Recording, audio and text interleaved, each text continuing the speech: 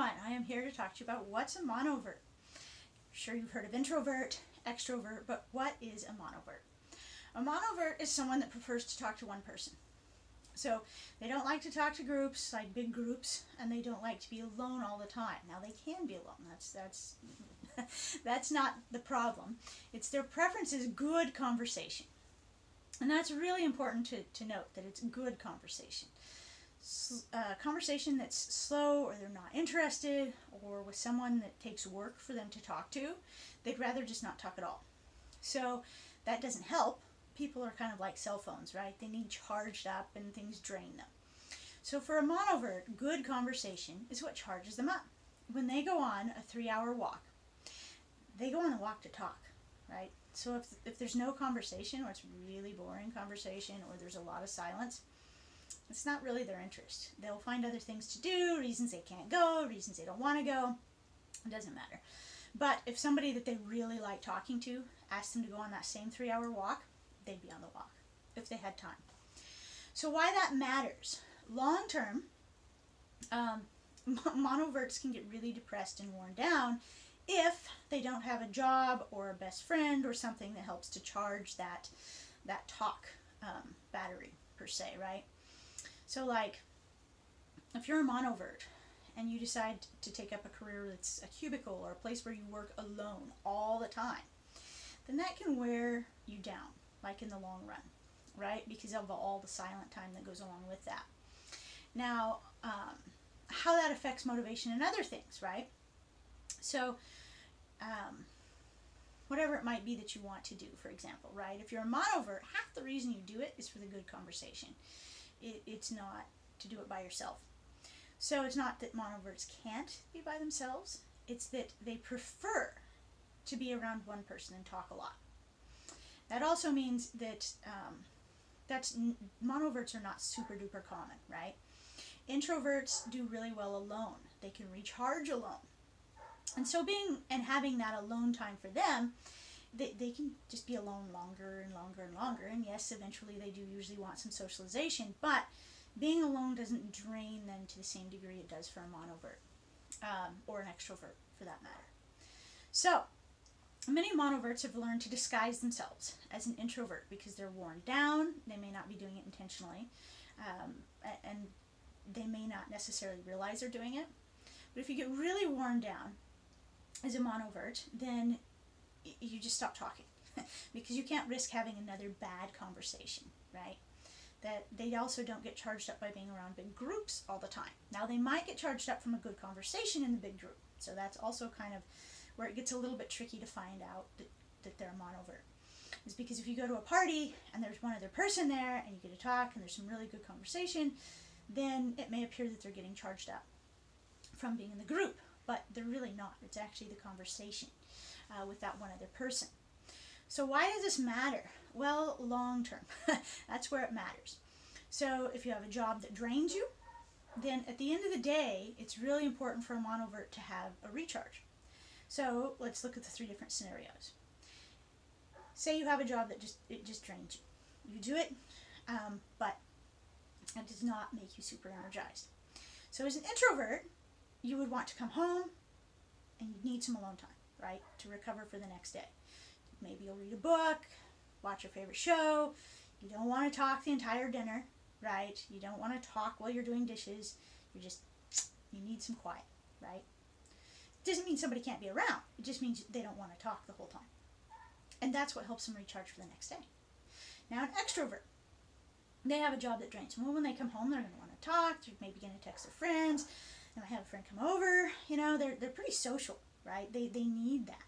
And they will be conversing with probably 3 different people through messengers or on the phone or through text or whatever it might be. But they're going to be interacting with lots of different people.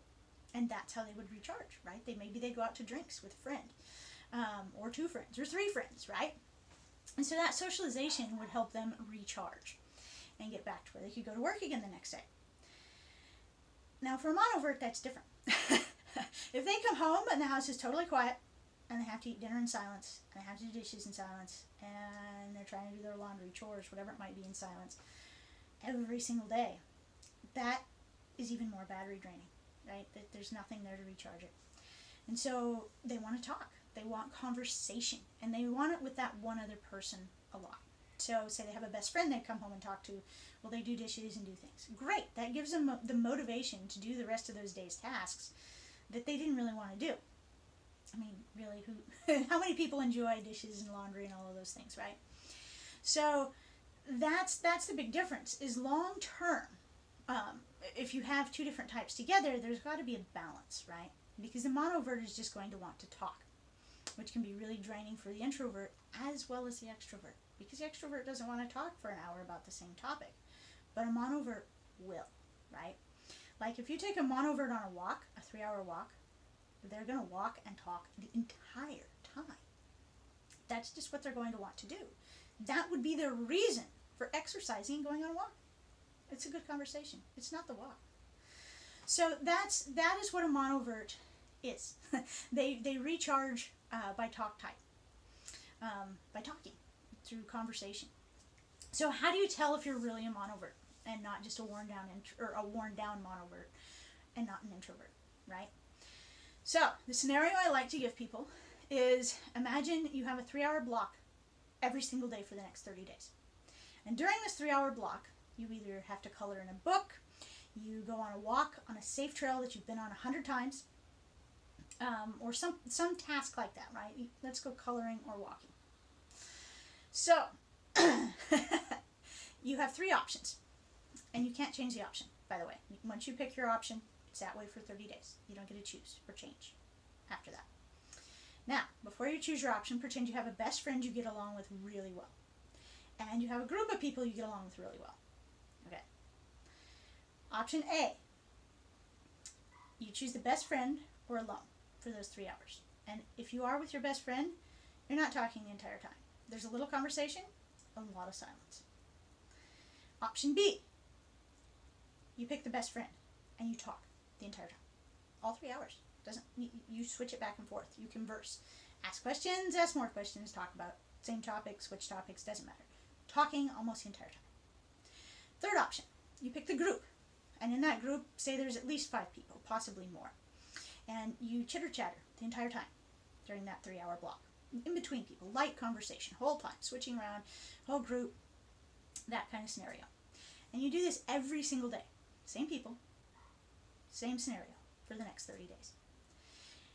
So, if you picked option A, you're an introvert. That's really how things are going to kind of affect you in the long run, right? Is your battery charge gets lower and lower, if that's the case.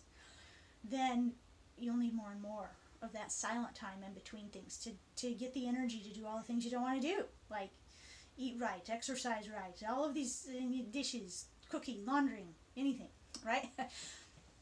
If you chose B, you're a monovert, because conversation is really what's going to get you to do these things. Start a business, walk around for hours, get some exercise. You know, if somebody's there and it's good conversation, maybe you'd be more likely to eat right. Maybe you're happy to go to work. It really depends, but the key is good conversation, not draining conversation, and that's really critical. If you chose option C, extrovert. So that's really important, because then you're going to want to do social things to help recharge, right? If you're not social at work, then it's going to be really important to have that group of friends or some sort of recharge time. And it doesn't mean you're going to be this way all the time, right? But the important thing is you see how your decision is affected by that wear time, that every single day. Because if it's something that truly charges you up, you know, an introvert is typically not daunted by getting 3 hours of free time every single day. Like, wow, I get quiet time or being around somebody, but I don't have to talk for 3 hours a day. That's pretty good, right? Like, that doesn't seem like it would be torture by day 30. A monovert, though, 3 hours in utter silence on a walk with somebody there, but you can't really talk to them, that's like torture. And then an extrovert, the same thing, right? They're really not going to want to do that 3 hours. It's going to be work if it's alone for 3 hours every single day, you know, without that talk. So that is how you tell whether you're an introvert, extrovert, or monovert, and kind of what a monovert is like. And I'll be adding extra videos about how to interact with them, what different scenarios might look like, that kind of thing. Thank you for joining me.